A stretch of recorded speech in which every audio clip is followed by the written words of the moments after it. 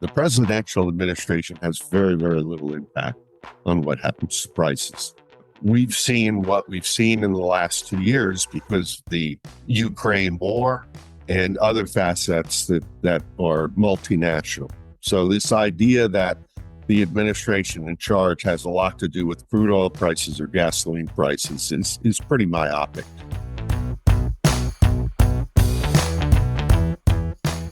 Hello and welcome to Energy 360, the podcast from the CSIS Energy Security and Climate Change Program. I'm your host, Lisa Hyland. It's the Tuesday after Memorial Day, the unofficial start to summer, and the summer driving season in the United States. As we head into June and July, millions of Americans will drive to their vacation spots. So this week, we dig into what gasoline prices in the United States might look like this summer with expert Tom Kloza. Tom is Global Head of Energy Analysis at Oil Price Information Services and an expert on U.S. gas prices. Tom joins Ben Cahill to discuss what domestic and what international factors can impact gas prices, and they provide insights into those market dynamics. I'll turn it over to Ben now to lead off the conversation. All right, Tom Kloza, thank you so much for joining us on the podcast today. Happy to be here. We are here to talk about U.S. gasoline prices, and you were the first person I thought of to talk about this topic. So we'll get into what's going on in the market in a minute, but maybe first you could just briefly introduce yourself and OPIS and what you do. Sure. I've been around forever, almost, I suppose, to the dawn of fossil fuels. I was among the people that started OPIS back in 1980. And at the time, we just tracked wholesale prices, but now we are the repository for retail prices throughout the United States and actually in quite a few foreign countries as well. If you get in a car that has retail prices somehow worked into the connected car, it's likely you're getting them from some sort of an OPIS service. So you are the go-to organization for retail prices and what's going on at various levels of retail and distribution, not only in the U.S., but in other countries too. Yeah, even though I can't pump my own gas here in New Jersey, where it's in the one state that doesn't allow it, I do claim some sort of expertise on this. Okay. And by the way, there is no effort in New Jersey to allow people to pump their own gas. It is dead in the water at the moment. Well, that's very reassuring. Good to know. I always wonder about that when I pass through the turnpike and have my gas pumped for me. Okay, Tom. So we're recording this just before Memorial Day. This is, of course, the unofficial start of the driving season in the United States. It is typically the time when people start to freak out about gasoline prices, and there's intense focus on where they're headed over the summer. So a simple question to start us off, is it true that gasoline prices usually increase after Memorial Day during peak summer demand, and why? No, it's not. And, there is a lot of myth and legend that's attached to gasoline prices. The most mythical aspect is that Memorial Day starts the driving season. It's more of a dress rehearsal for those 10 weeks that come when all the schools let out. And, we'll see pretty brisk demand for gasoline this week, but we'll probably get a little denouement after that where we won't be using nearly as much for the first few weeks of June. But people do get excited about it. They view high gas prices the way I view the Dallas Cowboys. It just annoys the hell out of me. And, that's something that's unique to sort of the American perspective these days. Yeah. Okay. So the 10-week driving period, I guess, starting in June and then into early August, you're saying? Right. First half of August is really the peak period.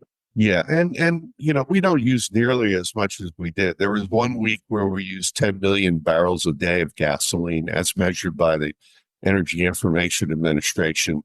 These days, if you use 9 million barrels a day, that it tends to be fairly brisk. And so far this year, we're actually using about 1.5% to 2% less than we were last year. And that puts us at about 500,000 or 600,000 barrels a day less than what we used back before the pandemic. Yeah. Okay. And how do refineries prepare for the summer? Can you talk about some of the technical configurations they have to make and how that affects pricing? There typically is a rally between the winter and the spring, and that rally is helped by refinery maintenance. Refineries are like NASCAR cars that have to take a pit stop, and they tend to take those pit stops in March and April. The good news is that we've completed most of the refinery maintenance, including on the West Coast, where there was a real element of risk tied to not having enough gasoline. So in the next few weeks or so, we'll start to see U.S. refineries run about 17 million barrels a day of crude and feedstock. And I think, one of the things they have to worry about for the first part of the summer is making a little bit too much gasoline. When you get into the middle of the summer, you get into August, and it's a much higher demand period, and you get threats from hurricanes, tropical weather, and extreme temperatures. It can be a little bit different. But over the next few weeks, I think refiners have to worry about maybe making a little bit more than the market can stand. Now, they're helped by the fact that exports these days tend to run about 700,000 barrels a day. If you go back to Katrina in 2005, we were exporting virtually no gasoline then, and certainly no crude oil. So things have changed pretty dramatically. Yeah. So if there's excess supply, some of it can be kept as, I guess, commercial inventories. Some can be exported, but it's better to err on the side of producing too much. Yeah, I mean, exports are kind of the untold story. We had, if you remember the old ads with ADM, I think it was Supermarket to the World. We're like refiner to the world, and particularly to the world of Latin America and the Caribbean. They've lost refined capacity in the last 10 years. And thanks to the fact that we have very cheap natural gas at Gulf Coast states and a lot of refining capacity, they're the outlet for a lot of the excess gasoline that the U.S. produces. Okay.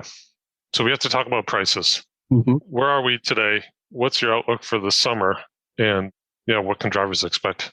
Well, we've got average prices of about $3.60 right now, but there's a tremendous difference between the lower prices. We've got about 6% of sites below $3. And then you've got the high numbers in California, some of the western states above $5 a gallon.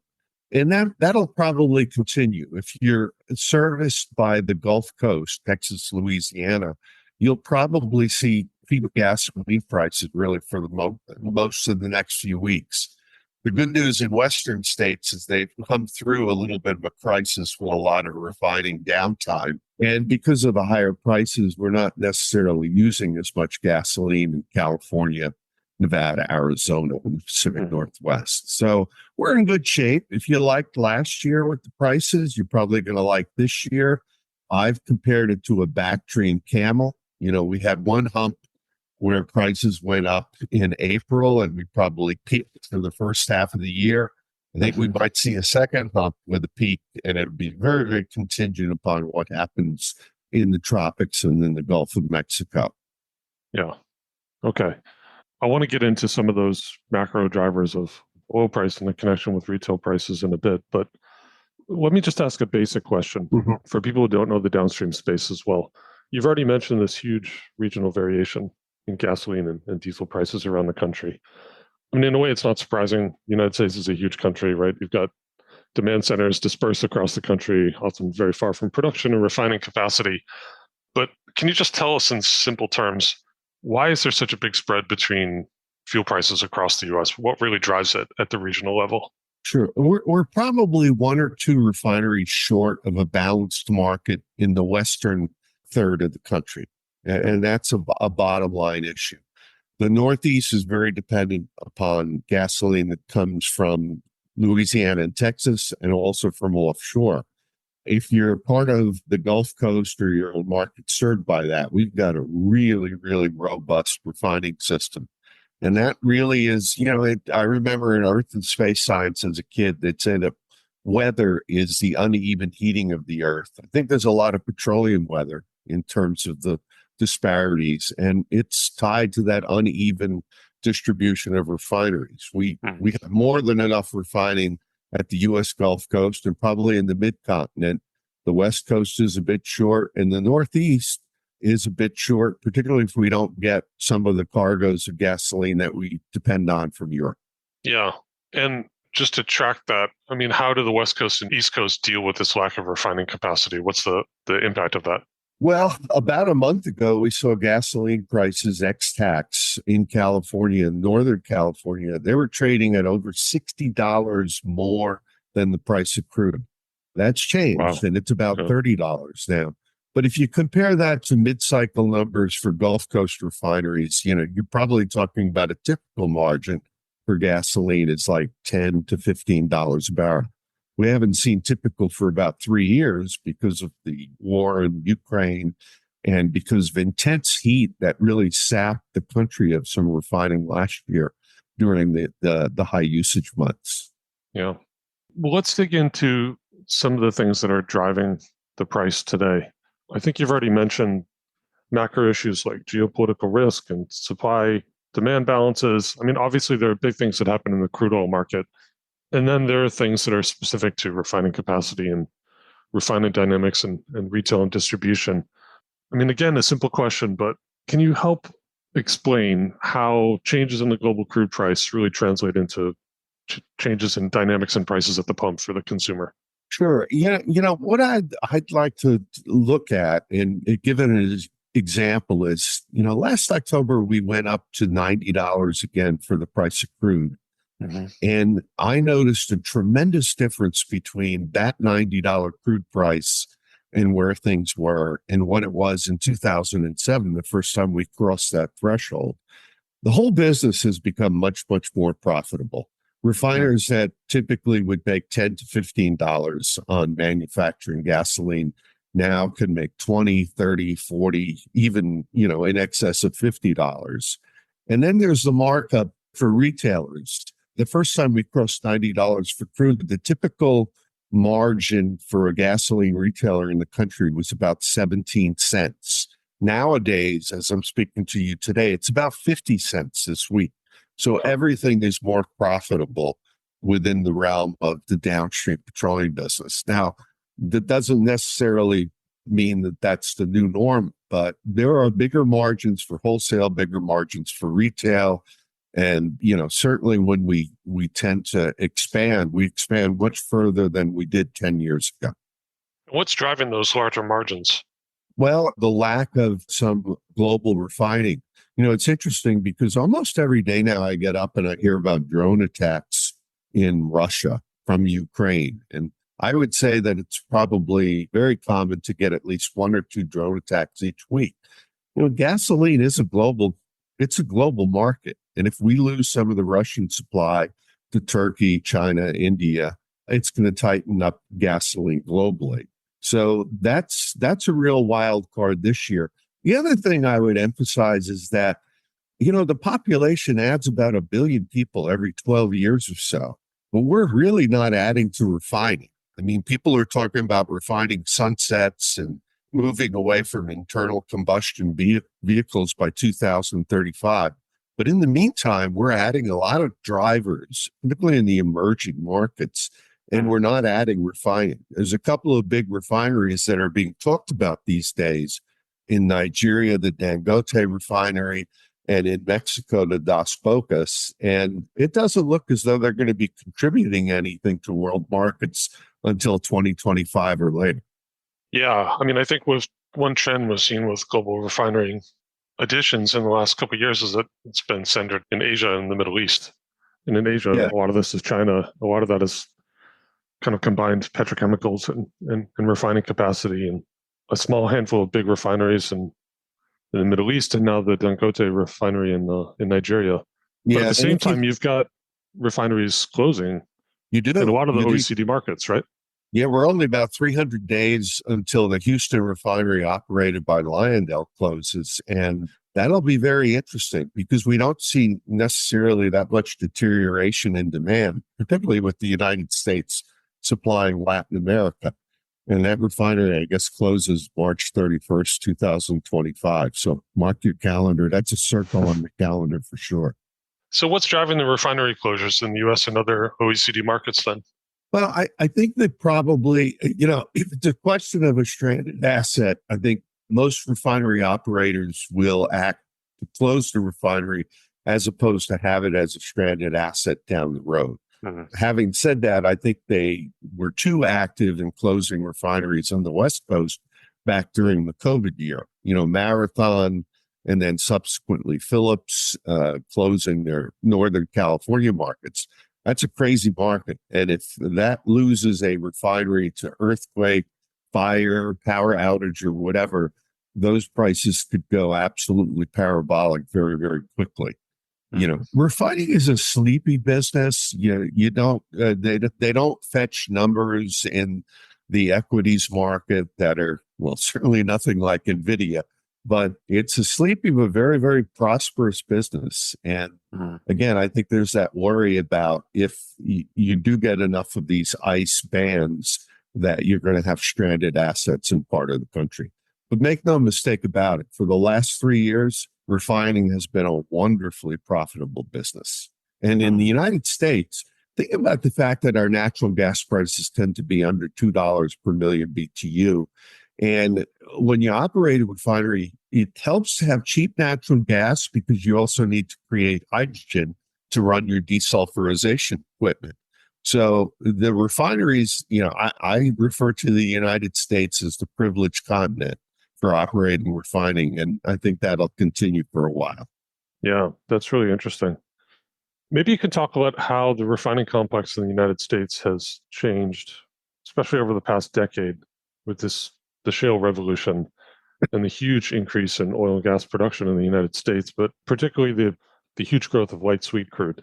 I mean, my understanding, the layman's understanding, is that we've kind of pushed as much into the refining complex as it can accommodate in terms of light sweet, and all the excess has to be exported. Is that true? How has the refining complex kind of adjusted to this change in crude slates? Well, despite the fact that most people think, wow, gasoline is the real money maker for refiners, it's not. They tend to make more money on diesel and jet fuel, and those are high growth products. There is a mismatch of crude oil right now with all the light, sweet shale crude. Those crude oil blends tend to yield an awful lot of light ends, whether it be gasoline or naphtha or some of the LPGs. And again, the margins for those fuels are nowhere near as lucrative as the margins for diesel and jet fuel. When OPEC Plus engineered its last round of cuts, of course, the Saudis took that 1 million barrel a day cut in Arab Light.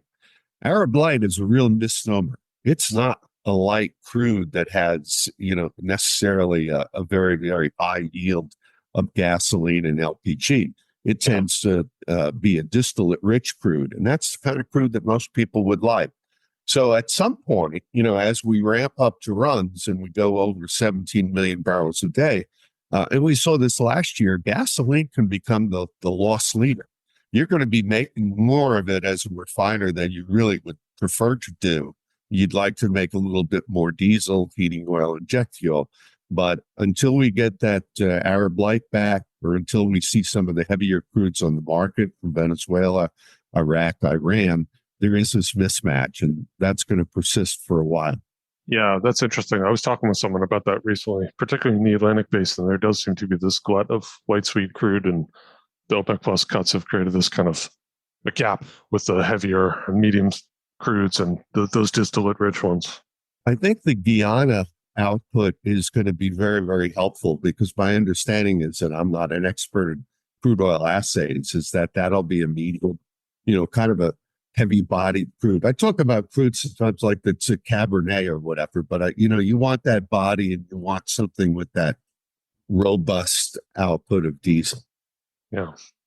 One question that comes up often in policy world here in Washington is concern about the fact that the U.S. has become a huge exporter of fossil fuels for many reasons. But I think there is this persistent concern that by exporting oil or natural gas liquids or petroleum products, it will therefore drive up prices for the U.S. consumer.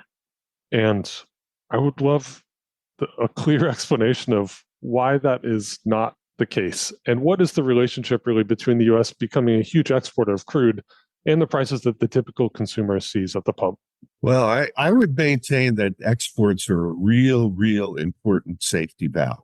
And, if we didn't have a big export market to Latin America in particular, we'd see a lot of refinery closures, because they're not going to basically be able to sustain on U.S. demand. And U.S. demand is being destroyed to a certain extent. It's a very slow burn. We're about 1.5% below last year for gasoline. I think it's a real dangerous policy issue to try to say, we need to keep these barrels at home because we want cheap gasoline here. I would submit that probably there's no better balance of payments right now than looking at what we're exporting in terms of hydrocarbons to the rest of the world. Now, with that comes incredible risk. We've all grown up with the notion that the most dangerous choke point in the world is the Strait of Hormuz. Well, this number two now, and I mean a close number two, is the Gulf of Mexico. We've seen exports of hydrocarbons probably top 12 million barrels a day quite often in the last few years. And if you look at hurricane season and you look at the water temperatures in the Gulf of Mexico and the Atlantic, that means that a category 3, 4, or 5 storm in the Gulf of Mexico is going to have incredible global ramifications. And as somebody that lives in Fort Myers for 7 months of the year, I really don't want to see a hurricane again because that last one was pretty frightening. Yeah, I mean, it's a good point. I think the risk of hurricanes to the whole refining complex on the Gulf Coast and also the LNG industry is always there. It's ever present. Beyond the actual impact of hurricanes, you have this other phenomenon. You have the storm chaser. You'll start to see the stories about hurricanes and likelihood and probabilities. And there will be a portion of the market, whether they're money managers or funds, that will buy gasoline options, RBOB options, or futures or whatever on the premise that I need to be protected if we do get a category 3 or greater storm in the Gulf. So it creates its own real unique dynamics. That's interesting. So let's return to the market.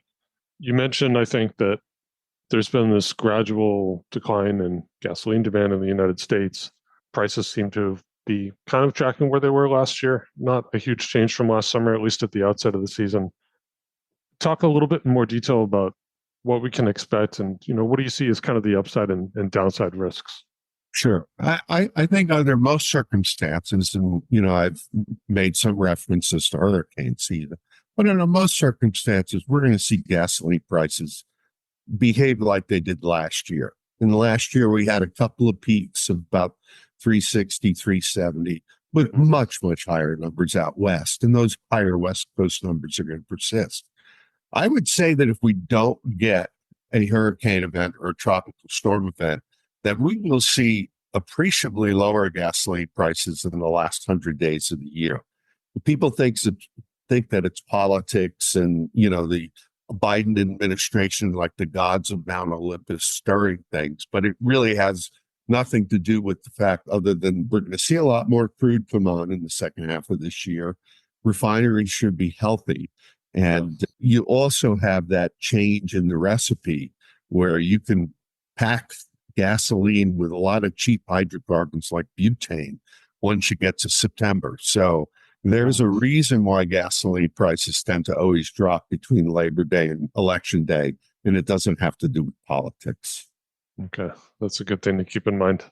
Yeah, and in terms of the crude oil market, it still seems like it's relatively well supplied, right? I mean, OPEC Plus has had cuts in place since late 2022. There's another meeting coming up on June 1st. Right. The voluntary cuts, they'll have to make a decision about that at some point in June.